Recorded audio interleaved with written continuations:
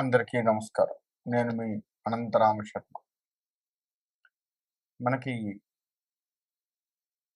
రాశి ఫలములు చూస్తూ ఉంటాము. ఎందుకు చూస్తాము అసలు రాశి ఫలాలు అంటే,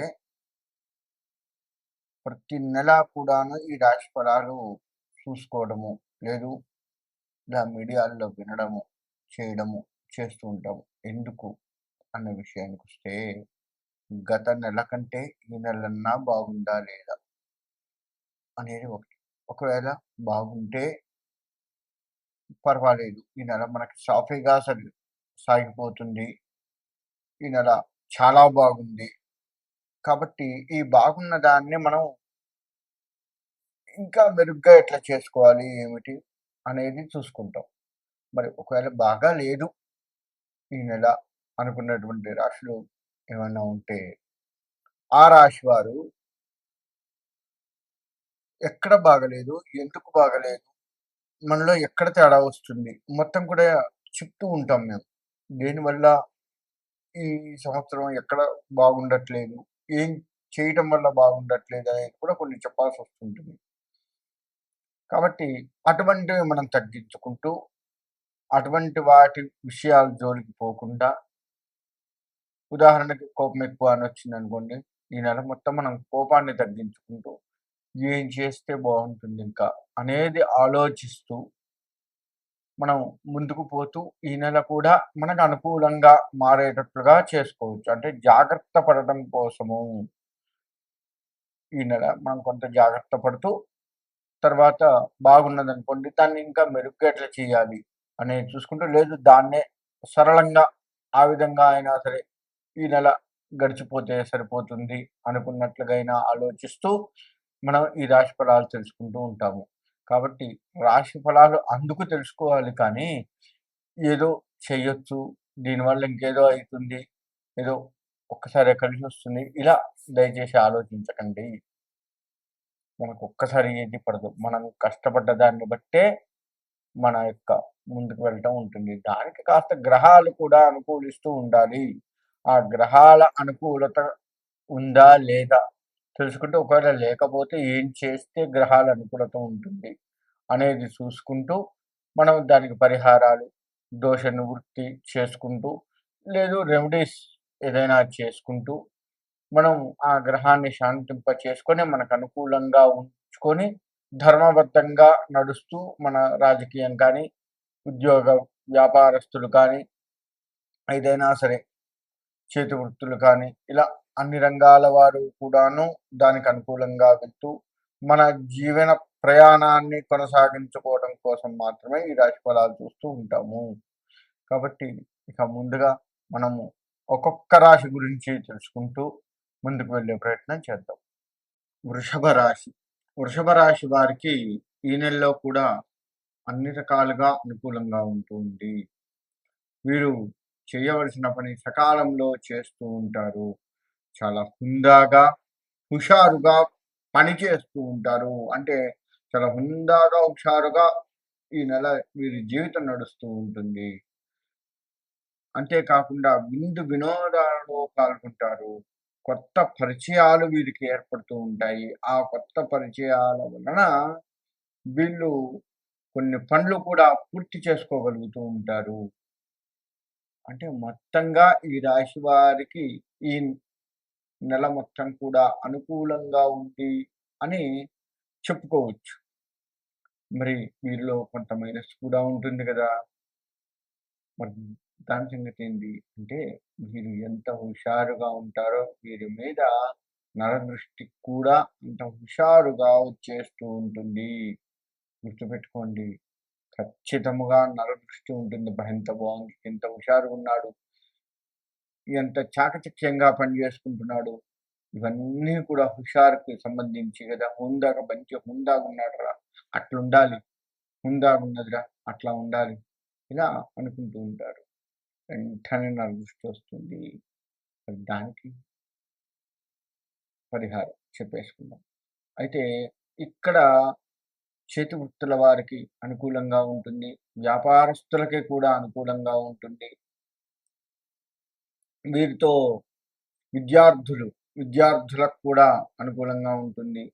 అందరికీ ఇక అన్ని రంగాల వారికి అనుకూలంగా ఉంది అనే చెప్పుకోవచ్చు. వీరి యొక్క హ్మ్, ఆలోచన విధానం కూడా మెరుగ్గా ఉంటుంది. ఒక్కొక్కసారి ఈ నరదృష్టి వల్ల ఆలోచన మార్పులు కొంత పక్కదారి పట్టే ఆస్కారం కనబడుతూ ఉంది. మరి వీరికి ఏం చేయాలి? నరదృష్టికి ఏం చేయాలి? అంటే మీరు గళ్ళ ఉప్పు, రాళ్ళ ఉప్పు ఉంటుంది కదా! ఆ రాళ్ళ ఉప్పుని నీళ్ళల్లో వేసుకొని కొంచెం కలిపి వేడి నీళ్ళు చేస్తే వేడి నీళ్ళు, చన్నీళ్ళు చేస్తే చన్నీళ్ళు అది మీ ఇష్టం. కలిపి ఆ రాళ్ళ ఉప్పుతో గనక స్నానం చేసినట్లయితే కాస్త నరదృష్టి తగ్గే ఆస్కారం కనపడుతూ ఉంది. అంతేకాకుండా నల్ల దారం చేతికి కట్టుకోవడం, కాశీ దారం అంటాం. అది చేతికి కట్టుకోండి. లేదా నల్ల దారం కాళ్ళకి కట్టుకోండి. ఇలా కట్టుకుంటే ఖచ్చితంగా బావుంటుంది. వీరు దిష్టి తీసుకుంటూ ఉండాలి మధ్య మధ్య. వారానికోసారైనా సరే, లేదు 3 రోజులకొకసారి తీసుకున్నా ఇంకా మంచిది.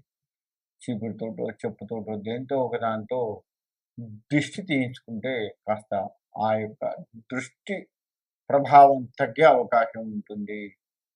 కాబట్టి ఆ విధమైనటువంటి ప్రయత్నం చేసి చూడండి. మీకెంత బావుంటుందో. మీ జీవితాన్ని ఈ నెల అందిపుచ్చుకునే విధంగా ఉంటారు. ఆ ఒక్క దృష్టి లేకపోతే. కాబట్టి మీరు ఆ విధంగా దిష్టి తీసుకుంటూ ఉండండి. అంతేకాకుండా మీరు శివుడికి అభిషేకం కూడా చేస్తూ ఉండండి. శివుడు లయకారకుడు అని చెప్పుకుంటూ వచ్చాం. కాబట్టి ఆ శివుడికి అభిషేకాన్ని గనక చేసుకుంటే నెలలో ఒక్కసారి 2 సార్లన్నా కనీసంగా చేసుకోండి. 2 సార్లు చేసుకుంటే మంచిది. ఎందుకంటే ఈ నెలలో మనకు మహాశివరాత్రి అనేది కూడా వస్తూ ఉంటుంది. ప్రతి నెల మహాశివరాత్రి వస్తుంది. మహాశివరాత్రి నాడు అభిషేకం చేస్తే చాలా మంచిది. ప్రథమంగా అభిషేకం చేసుకోండి. నెల మొదటిలో, చివరిలో ఒకసారి చేసుకోండి. ఈ మధ్య ఆ శివాభిషేకం మిమ్మల్ని కాపాడుతుంది. ఎట్లాగో మనం దారం కట్టుకోమన్నాము, మధ్య మధ్య దిష్టి తీయించుకోమన్నాము కాబట్టి అది కొంత కాపాడుతూ ఉంటుంది. ఈ విధంగా చేసుకుంటే బావుంటుంది. విద్యార్థులు కాస్త కష్టపడుతూ ఉండండి. నరదృష్టి వల్ల మీ యొక్క జ్ఞాపక శక్తి నశించే ప్రమాదం ఉంది. రాజకీయ రంగంగా ఉన్నటువంటి వాళ్ళు కూడా నరదృష్టి వల్ల ఒక్కొక్కసారి తప్పటడుగు వేసే ప్రమాదం కనపడుతూ ఉంది. వ్యాపారం వ్యాపారం చేస్తున్న వారైతే వారి యొక్క వ్యాపారం ఉన్నటువంటి స్థలంలో ఖచ్చితంగా ప్రతిరోజు కూడా దిష్టి తీసి వేయవలసి ఉంటుంది. అలా దిష్టి తీసి వేస్తూ ఉంటే మరి ఏం దిష్టి తీయాలి? అంటే కర్పూరం ఉంటుంది గదా! ష్ షాపు కట్టేసే ముందు అటు, ఇటు ఆ యొక్క షట్టర్‌కి అటు, ఇటు కర్పూరం వెలిగించి వెళ్ళండి. మొత్తం షాప్ క్లోజ్ చేసి తాళాలేసుకొని కర్పూరం వెలిగించి ఇంకా వెనక్కి చూడకుండా మీ తీరాన మీరు ఇంటికెళ్ళిపోండి. మొత్తం షట్టర్ తాళాలేశారు కాబట్టి ఇంకా మీకు టెన్షన్ లేదు కదా! అలా వెళ్ళండి. కానీ నొప్పు గదా! బట్టల షాప్ అట్లా ఉంటే కాస్త జాగ్రత్త వహిస్తూ చేసుకోండి ఆ ఒక్క పని. లేదంటే మీకు చిన్న మట్టి మూకులు, చిన్న ప్రమిదలు దొరుకుతాయి. ఆ ప్రమిదలు అటు, ఇటు పెట్టుకొని ఆ ప్రమిదల్లో వేసి చేసుకోండి. ఆ విధంగా చేస్తే ఇంకా బావుంటుంది. ఆ విధంగా చేసుకుంటూ కనుక ఏ వ్యాపారమైనా సరే బట్టల షాపు, కిరాణా షాపు లేకపోతే ఫెర్టిలైజర్స్ మీరు ఏ వ్యాపారం అన్నా చేయండి బావుంటుంది. ఇక వ్యవసాయ రంగం వారికి కూడా చక్కటి ఆలోచనలొస్తాయి. మీరు పక్కవారికి సలహాలు ఇచ్చేంత గొప్పగా ఉంటారు. ఈ విధంగా ఉంటూ ఉంది. కాబట్టి ఈ రాశి వారు ఎట్లా చూసుకున్నా అన్ని రంగాలుగా జయాన్ని చేకూర్చుకునే విధంగా ఉన్నారు కాబట్టి నరదృష్టి నుంచి బయటపడి చక్కగా సుఖంగా ఉండాలి అని కోరుకుంటున్నాను.